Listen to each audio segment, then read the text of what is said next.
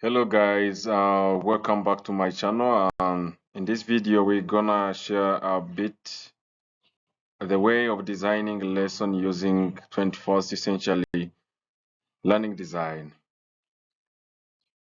First of all, by the end of this course, everybody should be able to explain different ICT tools that can develop 21st century learning practices, and we'll be able to create lessons that incorporate the 21st century learning skills. First of all, what we have to know is that the 21st century learning design is a collection of 6 modules that we are going to cover within this video. And this provides educators with the clear and practical ways to develop 21st skills using digital technologies with their runners. The 6 courses we say is about, number 1 is collaboration, number 2 is skill communication, number 3 is knowledge construction, self-regulation, real world problem solving and innovation, and lastly is the use of ICT for running. The final course brings together all of these skills and offers a reflection on how the 21st century learning design approach can influence a classroom as teachers set about designing learning activities and scenarios for their students. Number 1, as we said, is about collaboration. And everybody knows what we mean by collaboration because we need collaboration in whatever we do. Especially for young people, they are expected to collaborate. The students need to work together, sharing responsibilities and making sustainable decisions together, and being independent, codependent, not selfish. When we talk about collaboration, there are 4 main ideas we mean. There is working together, shared responsibility, substantive decisions, and interdependent work. Number 2 is about skilled communication. When we talk about skilled communication, we mean that it is the ability of individuals to communicate clearly using oral, written, and nonverbal languages. This unit introduces the concepts of skilled communication and support teachers design learning activities where people can develop important skills. The 4 main ideas we talk about is extended communication, multimodal.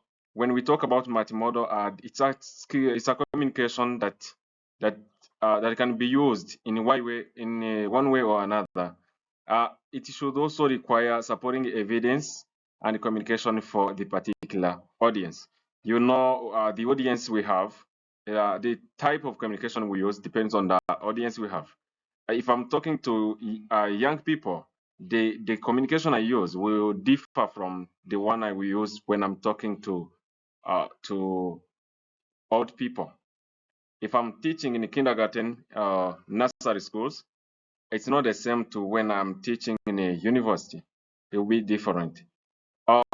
Third is knowledge construction. We live by knowledge, and we always learn grow by constructing our knowledge. So far, when we talk about knowledge construction, it is the conceptual information, while real world problem solving represents the process skills that students are expected to develop. Knowledge construction and real world problem solving fits an easy way, either in circulation fashion. For example, here I've made a research that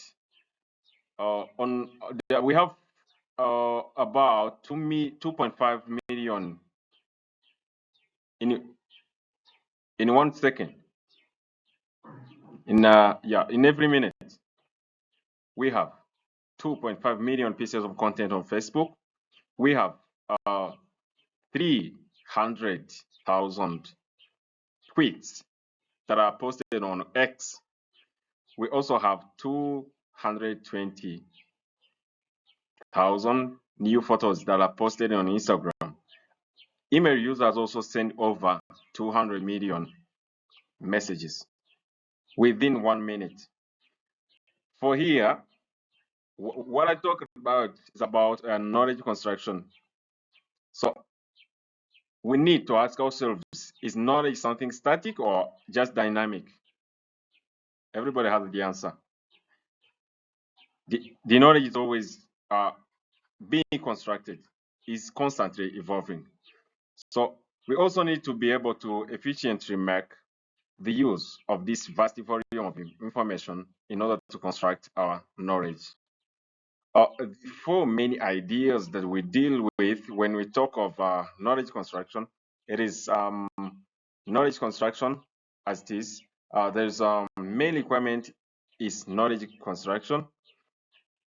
Thirdly, apply their knowledge. Students should be able to apply the knowledge that they construct or they use.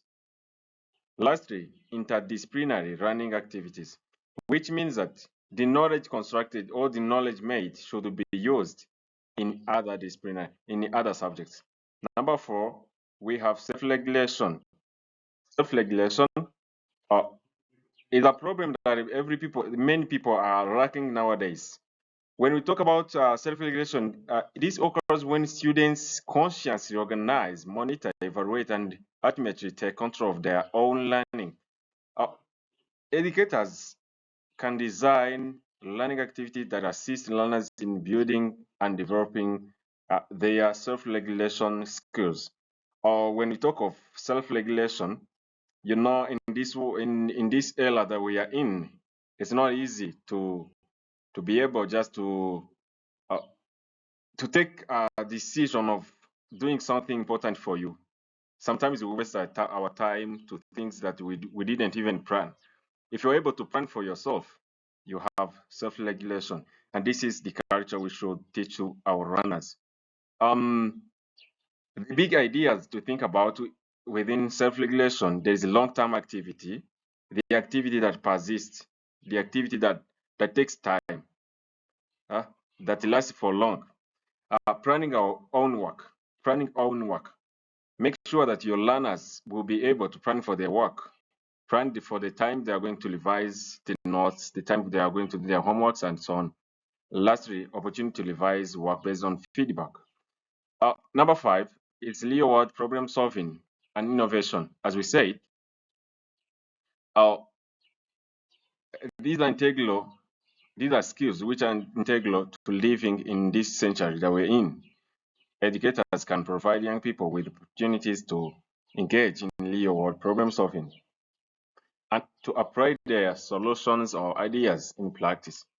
This course defines what we mean by problem solving and the dimensions that should present in such activities.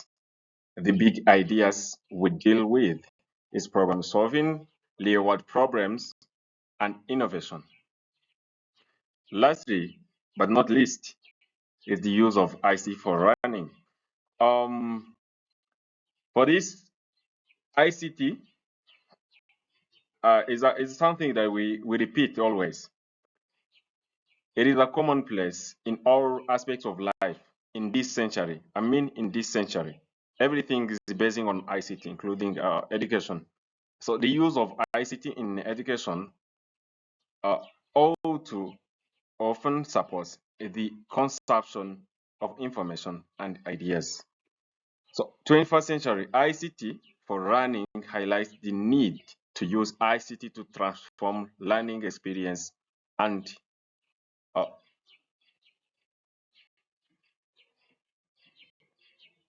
to make or to design new information. So the big ideas within the ICT, we have student use of ICT. Make sure that your students are ICT literate. The use of ICT to support knowledge construction. You have to determine the amount of ICT which is required for knowledge construction. And lastly, design of ICT product.